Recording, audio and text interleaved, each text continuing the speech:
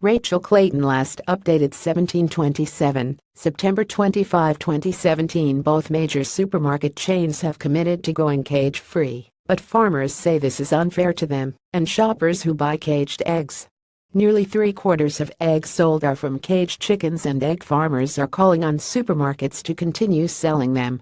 Countdown Supermarkets and Foodstuffs, which owns Pack and Save in New World, and have said the transition to sell only barn or free-range eggs in the next 10 years was driven by consumer pressure. But according to figures from market research company Tech, more than 70% of the eggs sold at supermarkets were from standard cages in the 3 months to September 3. Free-range and barn made up a combined 25%. Safe advertisements have been putting years of pressure on supermarkets to stop selling eggs from caged chickens. Cage egg sales per dozen were up 6.5% from last year, compared to 2.5% for free range and 14% for barn. Read more. Owner of New World, Pack and Save to ditch cage eggs in a decade. Countdown extends free-range egg pledge to include all brand supermarket chain to stop selling caged eggs by 2024. Countdown, does a U-turn on hen cages, so which came first, the attack ad or the egg ban?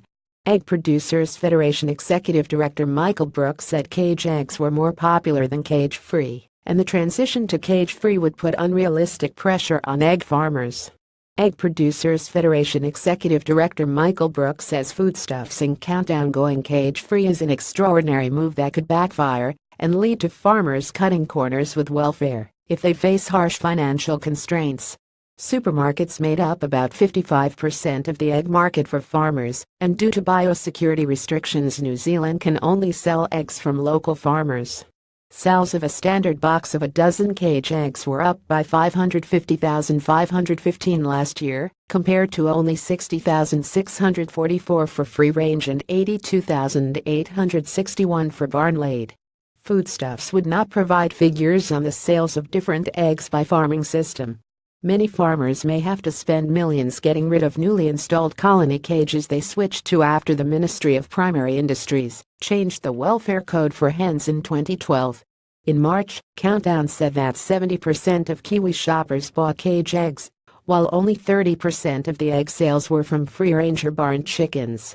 But Countdown General Manager James Walker said on Monday that stores had seen double-digit sales growth for barn and free-ranged. Some egg farmers have already poured millions of dollars into colony cages after the Ministry for Primary Industries changed the layer hens code of welfare in 2012. Farmers were given 6 years to switch from battery to colony cages, which have more space in perching, nesting, and scratching areas.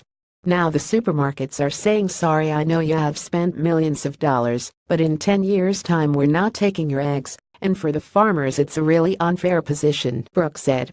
A third-generation North Island farmer, who did not want to be named, said he had been working on a plan to switch to a colony system that had already taken 2 years of transition work and would take another year to finish. This now requires a 7-figure deposit with full payment a couple of months later in excess of $500,000, he said. Brooks said changing a cage farm to free-range or barn meant installing a mechanized egg collection belt to take eggs away from the nestings and having a big enough shed for 3,000 to 5,000 hens, which often meant farmers had to look for a new location. A Christchurch farmer recently sold his old farm and purchased a new site to comply with the new code, but was challenged by local residents under the Resource Consents Act and had to sell the land and purchase another site 50 kilometers away. Competition would drive down the price of eggs and make it unviable for egg farmers to continue, Brooks said. Costs to produce barn and free-range eggs are higher. There is a point beyond which you can't drive down the fixed cost. There's higher mortality and diseases, there's less production, there's cost of land. Financial pressure of farmers is often what leads to people making poor decisions, which includes poor welfare. Stuff.